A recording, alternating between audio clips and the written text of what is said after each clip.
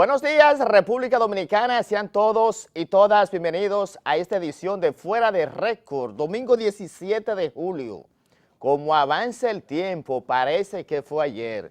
Un domingo, como siempre, cargado con muchas informaciones importantes, lo más trascendente de la semana y también lo que está pasando en estos momentos en el país y el resto del mundo. Usted lo sabrá aquí en el programa de las exclusividades. Miren, señores, el tema de California.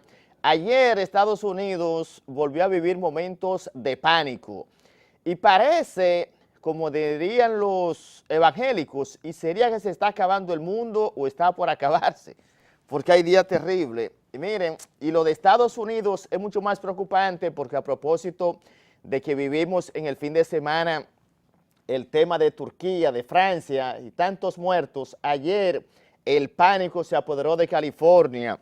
Anoche un grupo de hombres armados penetraron a una vivienda donde se estaba celebrando una fiesta de jóvenes adolescentes que habían convocado a través de las redes sociales que una vez más demuestran su poderío.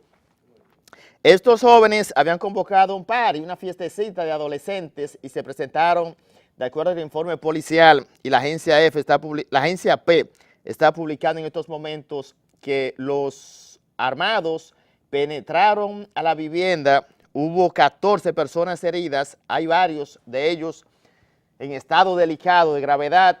Se produjo una balacera. Al parecer, en la residencia de los adolescentes le ripostaron a los desaprensivos y entonces ahí vino esta balacera. La policía hoy en California ha redoblado las medidas de seguridad. Hay muchos chequeos y todo los indica que el pánico se sigue apoderando a propósito del tema del terrorismo, que estos grupos islámicos se han convertido en una gran preocupación no solo para Estados Unidos, sino también para las otras naciones del resto del mundo.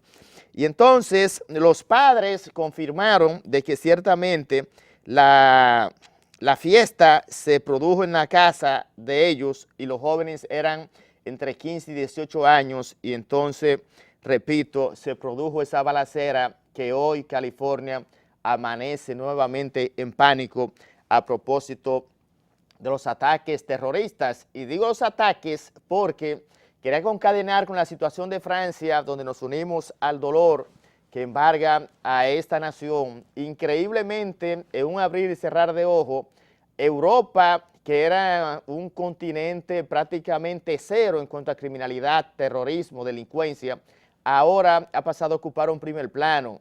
Y entonces, este desaprensivo, señores, el caso de Francia, 84 muertos, y todos los indican de que podrían incrementarse el número de víctimas debido a que hay varios de los heridos en estado de gravedad.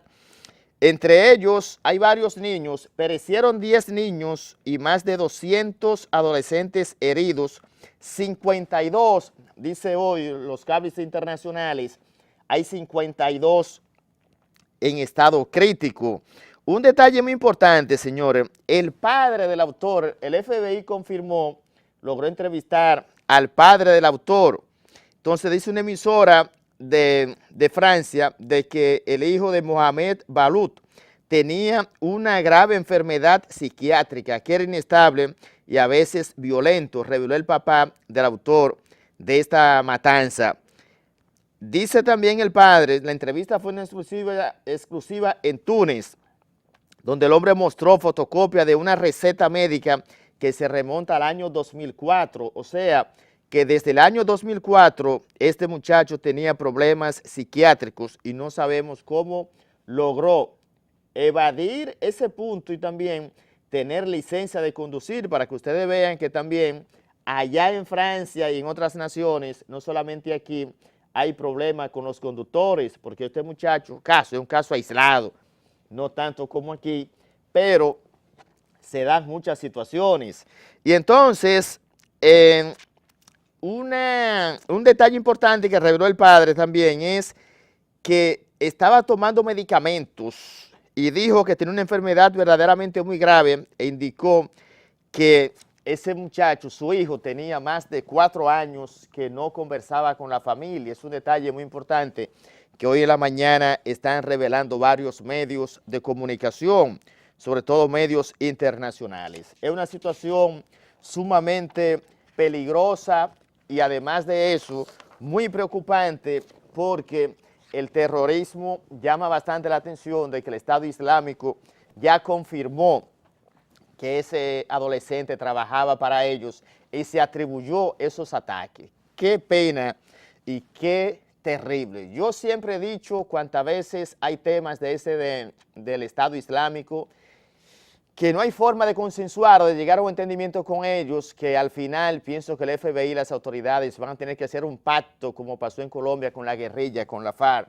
para evitar más víctimas, aunque no pienso, también pienso que el mayor escollo sería la garantía. Bueno, ¿qué garantía podría tener una nación luego de llegar a un entendimiento con ellos o la credibilidad, la confianza de llegar a ese entendimiento? Siguiendo con el tema internacional, Turquía, centro de atención. Las últimas informaciones hoy en la mañana acaban de confirmar de que en el intento de ese golpe de Estado fallido, los medios hablaban de 60 muertos. No, señores, acaban de confirmar que son 265 el número de muertos en ese intento de golpe de Estado. En Turquía hay 104 personas, 104 golpistas presos, 47 civiles y también hay 1.400 heridos. La información de hoy en la mañana en los medios de Turquía, información exclusiva, la estamos revelando porque están saliendo ahora fresquecita. Hay más de 2.800 militares detenidos y han sido destituidos por la Junta Superior, jueces y fiscales de ese país.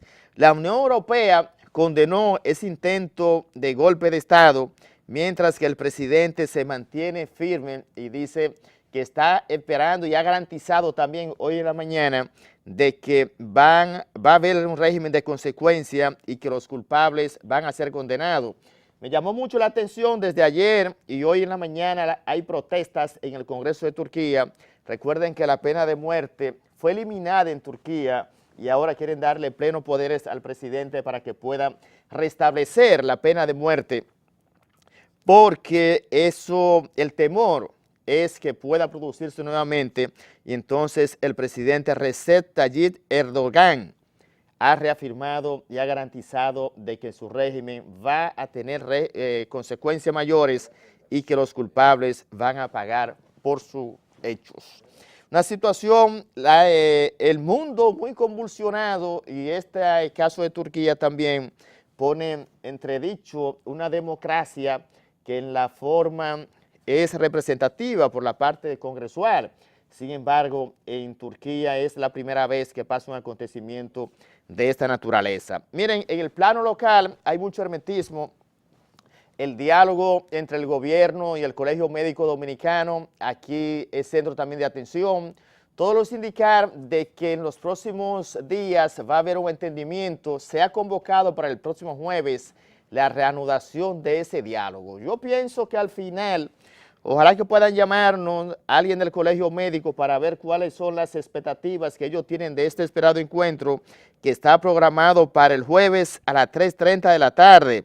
La convocatoria, el padre Jesús Castro Marte, quien es mediador de esas conversaciones, ha confirmado la información de que ciertamente va a producirse este encuentro. La lucha se ha radicalizado bastante porque hay dos puntos importantes de este conflicto. Primero, está el tema del aumento salarial y segundo, las jornadas. ¿Hasta qué punto los médicos están en capacidad de trabajar 6 horas como plantea el gobierno? Esa es una posibilidad. Otra posibilidad es de que ese aumento salarial pueda hacerse retroactivo. No hay condiciones porque el presupuesto del año, prácticamente ese presupuesto ya está bien avanzado y de producirse ese aumento debe ser para el año próximo, pero todos los indicar que el gremio no se siente con ese clima de confianza, de concertar con las autoridades. Y entonces vamos a ver lo que va a pasar. ¿Ya tenemos en línea, Ari? Ah, qué bueno, rapidísimo. Señores, está con nosotros en línea el vicepresidente del Colegio Médico Dominicano, Wilson Roa. Buenos días, doctor, bienvenido a Fuera de Récord. La gente No. de allá Pero, donde se hace Sí, tenemos un problema con la comunicación. Sí, buenas. como la esencia del norte. Buenas. tú hace mucho que tú no vas a San Francisco, Sí, me dijeron. buenas. O sí, vamos a hacer contacto nuevamente, director. Era Wilson Roa, vicepresidente del Colegio Médico. Entonces, miren, en lo que hacemos contacto con el Colegio Médico Dominicano, el tema también, a medida que avanzó la semana, llamó bastante las posiciones encontradas. Waldo Ariel ha mantenido una postura firme y pienso que desde el gobierno han cambiado el plan de comunicación. Me parece válido para ese entendimiento. La confrontación no le conviene a nadie con Waldo Ariel Suero, que es un peleador, es un gremialista por naturaleza y es un hombre que en los últimos años ha demostrado de que pelea mucho por la clase o defiende bastante a la clase. ¿Está con nosotros Wilson ya? Sí, buenos días, Wilson, bienvenido a Fuera de Récord, doctor. Buenos días a ustedes y buenos días a la comunidad que se conecta a orientarse por ustedes. Doctor, ¿cuál es A las órdenes. la posición del Colegio Médico? ¿Cuáles expectativas tienen ustedes para el próximo jueves, cuando ya se ha confirmado que se van a reanudar las conversaciones con el gobierno? Bueno, la posición del Colegio Médico es la misma. Ir a una mesa del diálogo, que el gobierno fue que se retiró. Nosotros hemos apostado a la prudencia y a la comprensión del gobierno y en el momento que ya el gobierno ha decidido reencontrarnos, que es para el próximo jueves, nosotros vamos con la fe y con la esperanza que siempre hemos mantenido de que la prudencia debe llevar al razonamiento de la responsabilidad que la ley establece en el gobierno y en el compromiso de todos los actores para darle respuesta a una situación de colapso que tiene el sector salud. No es posible que la salud de los dominicanos siga sin poder darle respuesta el sistema de salud a la situación caótica en que viven los dominicanos. Aquí hay muchos recursos para otras cosas no prioritarias. La salud no es prioridad del gobierno, pero el gobierno tiene que entender que los profesionales del sector salud tenemos derecho a vivir con dignidad y a vivir con decencia, y que el sector salud debe ser rescatado y puesto en la capacidad de competir con la demanda que necesitan los dominicanos como garantía de su salud. Hoy no podemos darle respuesta porque el gobierno se niega a asignar presupuestos para que el sistema sea competitivo. Y esa es la verdad. Doctora, ¿cuánto que ustedes aspiran? Porque hay muchas conjeturas con relación al punto del salario y también a la parte nosotros de las horas de trabajo. Originalmente un 60% de aumento, partiendo de que los médicos dominicanos y el personal salud tienen salario de miseria, hablando de 35, 40 mil pesos un médico especialista, hablando de 8,000 pesos, 9,000 y 10,000 pesos una enfermera, por mencionarte algunos casos. Y un 60% viene a mejorar, no a darle respuesta, pero sí a mejorar la motivación de los recursos humanos que dan los servicios. El gobierno respondió con un 15% que finalmente ha tratado de manipular, hablando de que ofreció un 20%, pero es para 3 años un 20%. Estamos hablando de 4,000 pesos que está ofreciendo el gobierno para 3 años. Yo no sé en la cabeza de quién cabe que una propuesta de esa naturaleza tú puedes aceptarla. Doctor, pero ustedes, ese 70% es a partir del consenso o para el próximo año con el presupuesto nuevo. Estamos a mediados de año. Bueno, nosotros le dejamos una última propuesta de un 45% y que lo dividan, que lo prorrateen, porque ya en lo que queda de año estamos en la negociación desde marzo y sin embargo el gobierno ha jugado al tiempo. Ya nosotros tenemos que ser lo suficientemente comprensivos para entender que en lo que queda de año el gobierno no va a hacer aumento. Eso lo sabemos. Pero que sean lo suficientemente prudentes, porque el gobierno tiene en carpeta un pacto fiscal que nadie sabe la dimensión de las recaudaciones que ellos y de los impuestos que tú sabes que ellos ponen. Y todos los viernes, ¿qué dicen los combustibles? Cuando hay una ley que debe regularla, pero solamente la aumentan. Y con los combustibles aumentan todo el costo de la vida. Y los profesionales del sector salud viven exactamente de lo mismo que viven los demás que viven en el territorio dominicano. Doctor, para finalizar, a ustedes se les cuestiona el hecho de que la parte, quieren un 70, pero son 4 horas de trabajo. El tema del horario ha sido parte del punto de discordia donde el gobierno ha revelado asuntos hasta de estudios que se han hecho y confirman o plantean de que los médicos no trabajan la cantidad de horas necesaria para ver esa cantidad también de pacientes. Mira, la respuesta es simple. Óyeme lo que te voy a decir, para ser mentiroso hay que ser coherente y hay que tener la cabeza bien amueblada. Cuando ustedes llegan a las 2 de la madrugada, ¿a quién encuentran? En un hospital. Cuando ustedes llegan a las 4 de la tarde, ¿a quién encuentran en los hospitales? Eso le da la respuesta del horario que ellos dicen que los médicos se niegan. Esa es la primera respuesta. La segunda es que en la década del 70, el doctor Ney Arias Lora, fallecido, era ministro de Salud Pública. Y Ney Arias Lora es quien establece 2 tandas laborables de 4 horas para los médicos. Y entonces, ¿por qué se hizo eso? Porque eso es una ordenanza especial, no porque los médicos sean especiales, sino porque los médicos son los únicos que te van a dar la consulta, pero tienen que hacer guardia de 24 horas adicional. Y la ley laboral establece que no son más de 30 horas. Y te pregunto ahora, Maternidad Altagracia tiene 2 intensivistas para el mes entero y para el año entero. ¿Cuál es el horario de esos 2 intensivistas? Dajabón tiene un solo ginecólogo y 3 médicos generales. Y sin embargo cubren el servicio. ¿Cuál es el horario? Que se lo distribuyan ellos. Aquí en Lome Cabrera hay un solo ginecólogo. En la Matefarfán hay 2 pediatras que le distribuyan ellos el horario de trabajo. Y así sucesivamente tenemos todos los hospitales del país.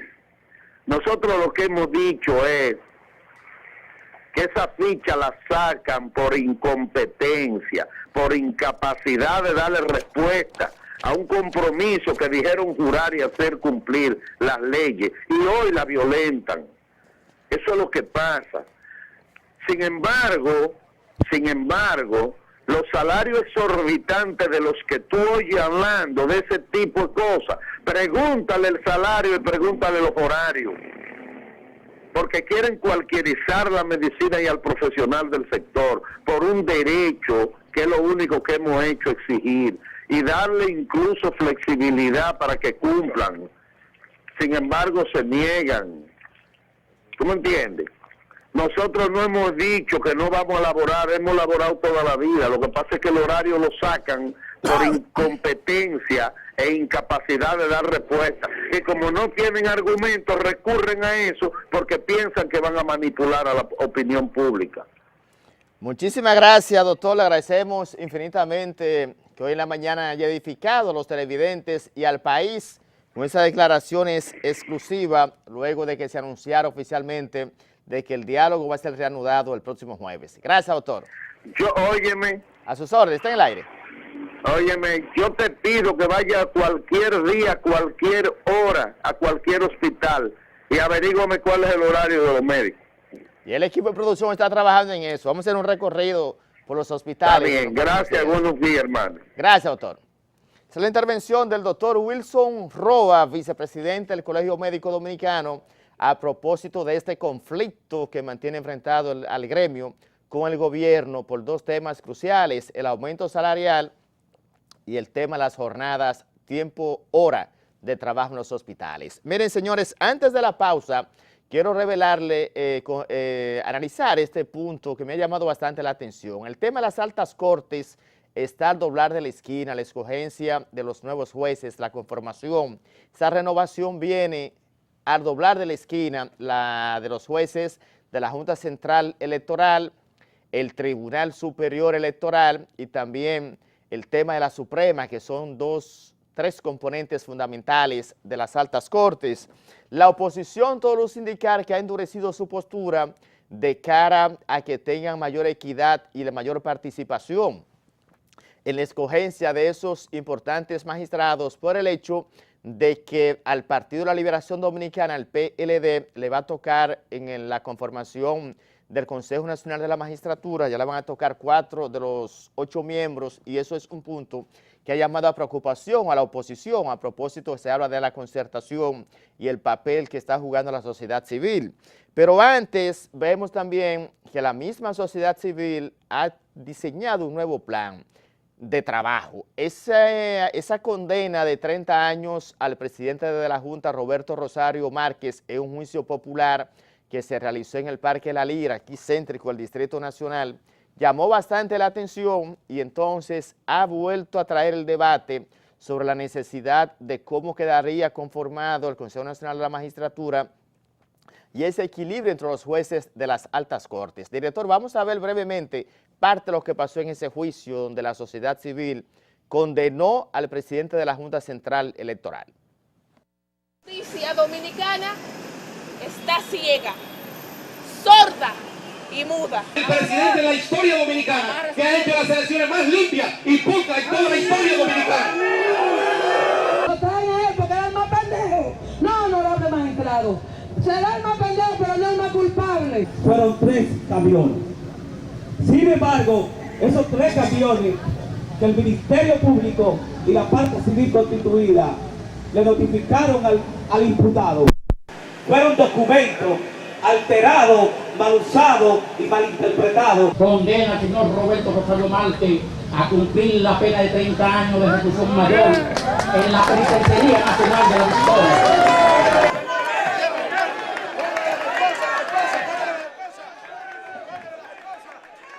La genialidad de la sociedad civil de estos grupos son geniales.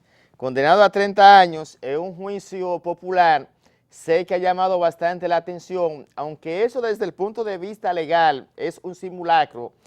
En este momento pienso que no le caería muy bien eso al presidente de la Junta por la sencilla razón de que moralmente, aunque es un acontecimiento político, cuando usted ve eso en Estados Unidos o lo ve en otra nación del mundo y ven eso, piensan también de que la República Dominicana, el proceso fue ilegítimo y fue ilegal. Yo pienso también que ya las elecciones pasaron, el país hay que encaminarlo por nuevos senderos. Danilo Medina será el presidente y la oposición en la concertación pienso que va a ser el punto más importante hasta donde la oposición va a mantenerse en el tiempo y en el espacio aglutinada de esa manera ante un Partido de la Liberación Dominicana con una fortaleza institucional, una crisis interna también que tiene el PLD al doblar de la esquina, pero ha sabido el PLD como partido poder lidiar con situaciones de esa naturaleza y esta conformación de las altas cortes. Sé que va a ser un punto muy conflictivo y muy llamativo en los próximos días. Me voy a la pausa, cambiar de canal, casi un delito federal. No se mueva al regreso. Si usted tiene problema de su licencia, el problema de la MET, el tránsito, la República Dominicana, el segundo país de las Naciones Unidas, un total de 184 países que conforman las Naciones Unidas, la República Dominicana ocupa el segundo lugar en muertes por accidentes de tránsito. Eso es una gran preocupación. Al regreso, no se mueva, le diremos en exclusiva, aquí estará el vocero de la MET para explicarnos lo que está haciendo la institución para reducir esta tragedia en las calles y carreteras del país. Vamos a la pausa y ya volvemos.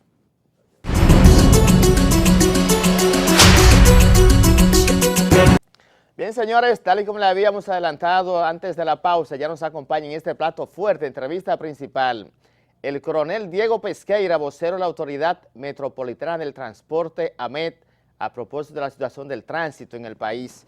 Buenos días, coronel, bienvenido a este programa. Usted tenía mucho en agenda y el trabajo, el tránsito también lo complica a ustedes. Fíjate, muy buenos días, un gran honor estar aquí fuera de récord con este gran equipo de trabajo que lo acompaña a usted cada fin de semana.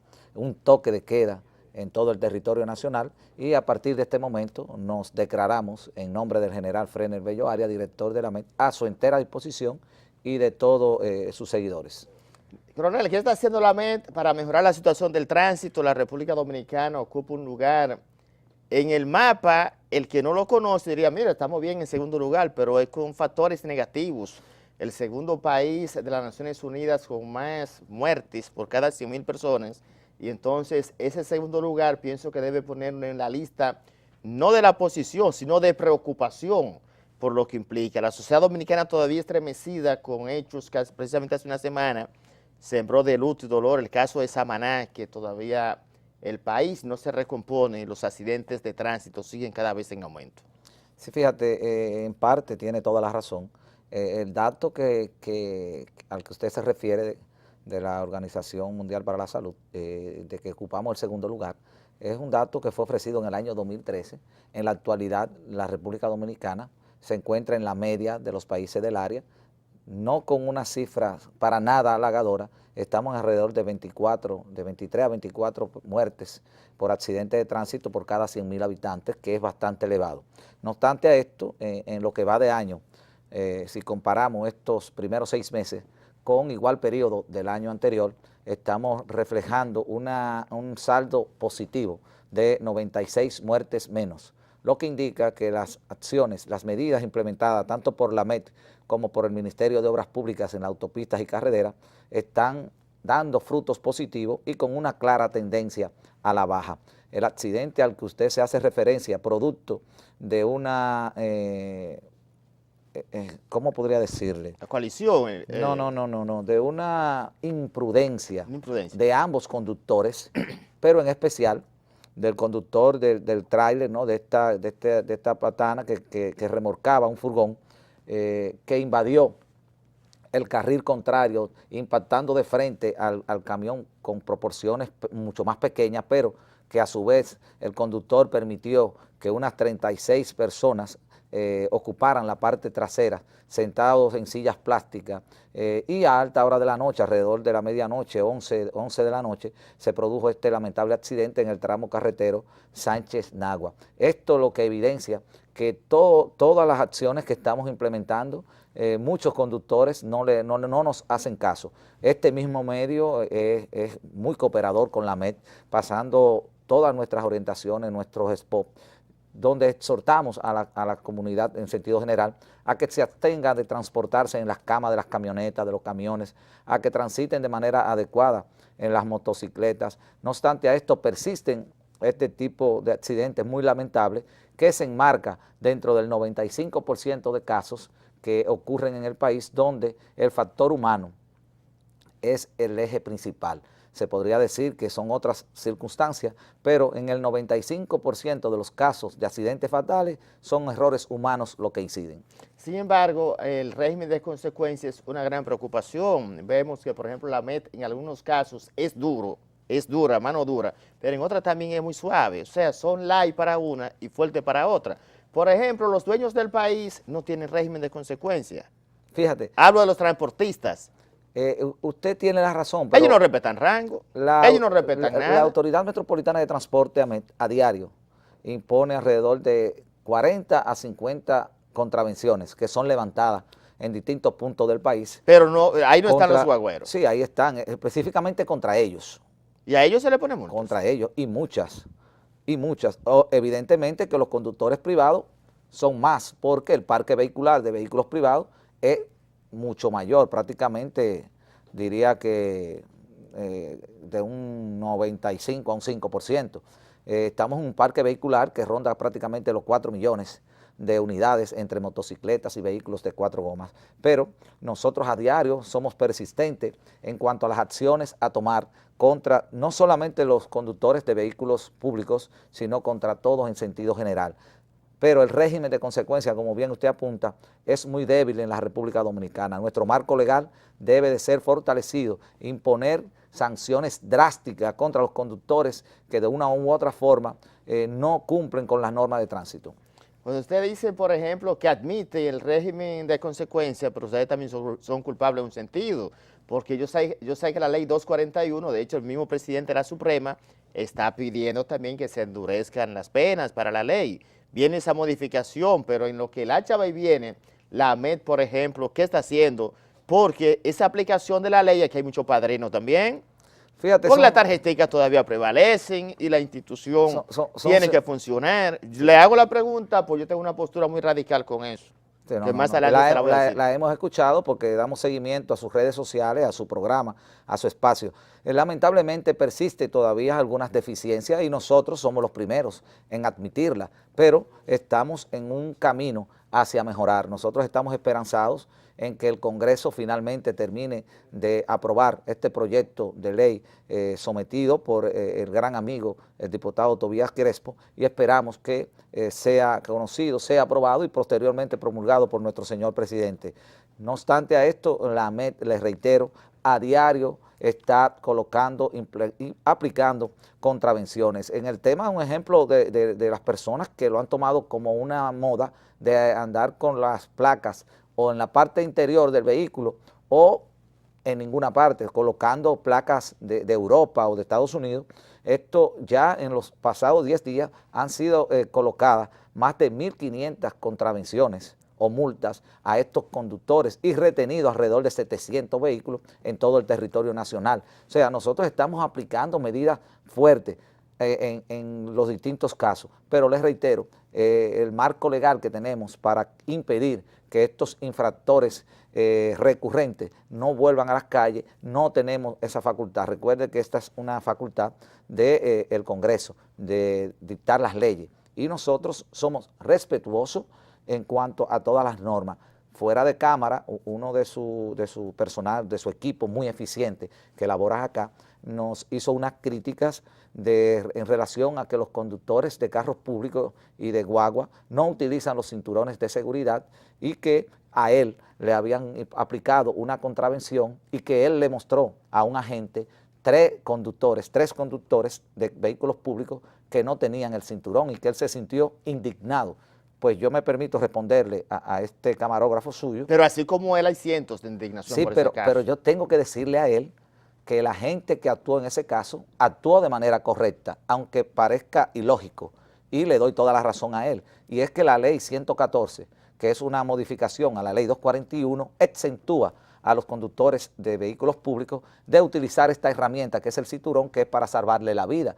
Él ya veo que está consultando las redes sociales en Google y me está haciendo señas, me está sentando con la cabeza que sí, que está viendo la ley, y veo que está sorprendido porque se ha puesto la mano en la cabeza, lo que evidencia que él reconoce lo que le estamos hablando. Entonces, nosotros no somos los responsables de que el Congreso haya emitido esa ley y sea promulgada, exentuando a los conductores públicos, que son quienes más horas están en las calles, de transitar desprovisto de los cinturones. O sea que son situaciones que se dan, que nosotros esperamos se corrijan cuando finalmente sea conocida y aprobada este proyecto de ley.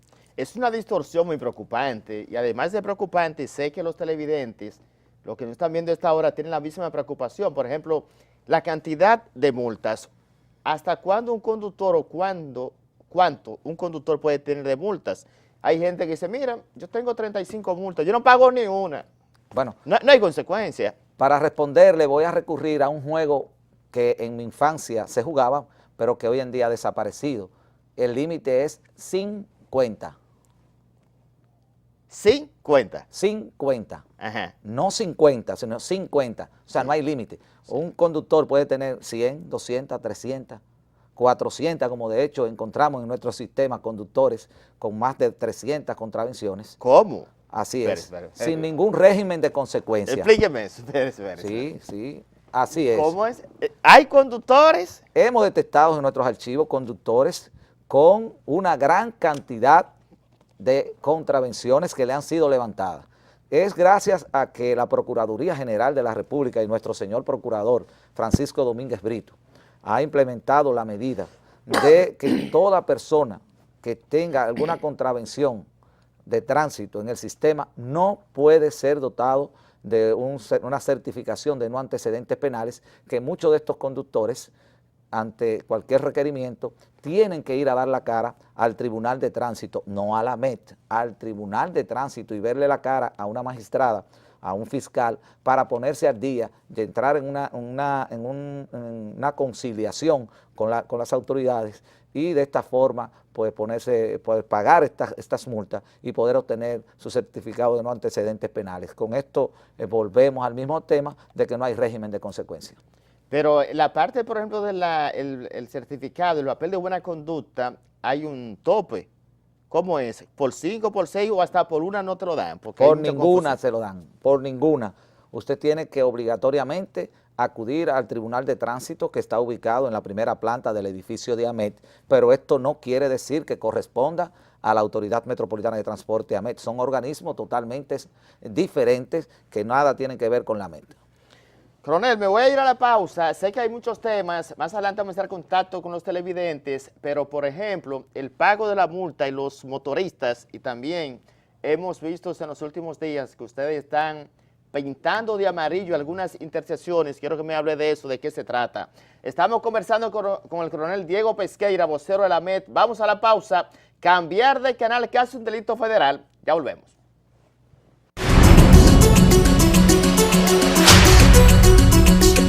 Continuamos con esta edición de Fuera de Récord. Miren, señores, una información de último minuto. Esto es en vivo, estamos confirmando, está por confirmarse, pero me informan de que en estos momentos tropas de la Guardia Nacional de Puerto Rico, con unidades caninas y miembros de la policía, han montado un hermético control de seguridad en el aeropuerto Luis Muñoz Marín en Puerto Rico, ante una amenaza del Estado Islámico de supuestos actos terroristas. Por confirmar, esa información no es oficial, me la envían, está circulando en las redes y por eso vamos a confirmar más adelante. Miren, continuamos conversando con Diego Pesqueira, vocero de la AMET. Antes de la pausa, coronel, hablábamos del tema del privilegio, porque hay privilegios con algunos, con el tema del cinturón.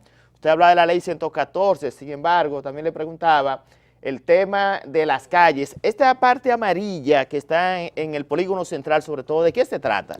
Mira, este es un programa, una campaña de concientización para evitar que los conductores sigan incurriendo en la mala práctica contraria a la ley de bloquear las intersecciones, no solamente de cruzar la línea de cebra que afecta a los peatones, sino que a sabiendas de que no pueden continuar viendo que hay un embotellamiento delante, prosiguen y quedan varados en el centro de las intersecciones. Esto estaba ocasionando un gran caos en todo el polígono central del Distrito Nacional. Gracias a esta medida, la AMET en estos pasados 12 días ha aplicado más de 2.500 multas morales o educativas, a través de las cuales los conductores están asumiendo el compromiso de no volver a incurrir en esta violación a las normas de tránsito. Transcurrido esta campaña que esperamos se extienda por unos 30 días, ya las contravenciones sí conllevarán pagos en efectivo, en dinero, y le dolerán el bolsillo a las personas que sean sorprendidas bloqueando las intersecciones o el cruce de cebra o peatonal. La parte de las multas morales, ¿cómo multas morales? Multas morales es una contravención donde el conductor que es sorprendido violando el paso de cebra o lo que es estas señas cuadriculadas pintadas de amarillo, asume el compromiso de no volver a violar esta ley. Entonces, transcurrido este proceso que es de orientación, de concientización para los conductores, sí ya las que serán levantadas luego de este periodo o esta campaña, sí conllevarán pagos económicos para los conductores. Nosotros estamos muy esperanzados Elvis, de que los conductores, en su mayoría de vehículos privados, asuman este compromiso y permitan que haya una mejor fluidez del tránsito en el polígono central. Usted dice privado, cuando dice privado, culpa a los privados de la situación. ¿Y los públicos son más? No, tengo que Digo, no son más, pero sí circulan. Tengo que diferir, el carro público. Claro, circulan, pero son parte del problema también. Aunque usted no lo crea, los conductores de carro público incurren en otra violación, que no es esta, porque ellos lo que hacen es que se paran de manera deliberada antes de que la luz le dé verde para esperar un pasajero. Entonces ellos no es que no quieran cometerla, sino que se quedan un poquito retrasados, ocasionan un entaponamiento detrás de ellos, esperando que lleguen otros pasajeros, y por eso usted no lo ve a ellos varado encima muchas veces del cruce de cebra o de estas nuevas señas cuadriculadas. No es que no incurran, pero ellos sí cometen otras faltas colaterales, que es al quedarse en lo que uno denomina martilleo, porque ellos te hacen creer que van a cruzar, aceleran un poquito, se paran, pero es esperando que quizás ven 2 o 3 personas y la esperan hasta que hacen un cambio de luz. Esa habilidad. Coronel, ¿qué va a pasar con el tema de los conos? Ahora siento que el polígono central y algunas intersecciones, el que viene del interior y no la conoce, se pierde en la capital. Por ejemplo, en la Tiradentes, si usted viene y va a doblar en la Churchill, tiene problemas si no sale de ese carril, pero también no hay un solo letrero que te guíe, sino que los conos te llevan. Es un lenguaje como semimudo. Así es, nosotros hemos utilizado las redes sociales para orientar a todas estas personas y varias campañas de orientación para que los conductores entiendan que deben de salir entre la Máximo Gómez y la Ortega, si van a seguir derecho o por arriba, como se conoce, o por la parte de abajo de los expresos. Lo lamentable de todo esto, Elvi, es que nosotros con estas medidas de los conos y los pilotillos para evitar los giros indebidos por parte de los conductores que no se resisten a ir en un solo carril, sino que quieren ir cambiando de uno a otro, dependiendo de cómo vean la movilidad. Entonces nosotros lamentablemente hemos retrocedido unos 50 años en materia de tránsito porque tenemos que encarrilar a los conductores por una vía donde sea la correcta. O sea que hasta el momento son 34 las intervenciones viales que ha realizado la AMET en coordinación con el Ministerio de Obras Públicas, iniciando desde el cruce de los Alcarrizos, donde nos hemos visto obligados a colocar los conos para que desde una calle perpendicular no se hagan entradas al expreso, y esto nos ha permitido evitar muchos accidentes, pero también agilizar el tránsito. Tenemos una llamada. Ok. Miren, entonces, el tema de los motoristas, por ejemplo, ¿cómo va a ser? Vemos que ustedes han redoblado los esfuerzos en los elevados y los motoristas siguen siendo un gran dolor de cabeza también. Usted lo ha dicho, estamos siendo persistentes para salvarle la vida a los motociclistas. Nosotros decimos, y nuestro señor director, el general Fresner Bello Arias, es insistente en esto, de que los agentes de AMET son una especie de ángeles guardianes que están en las autopistas, carreteras y avenidas salvando vidas, principalmente a los motociclistas, quienes incurren también en esta falta de subir los elevados, cruzar los túneles, también en participar en carreras clandestinas o de la muerte. Hasta el momento son más de 50 las estructuras de esta organización ilegal de realizar competencias en las autopistas que han sido desmanteladas y sobrepasan las 150 las motocicletas retenidas y más de 80 los detenidos y traducidos a la justicia a través del Tribunal de Tránsito.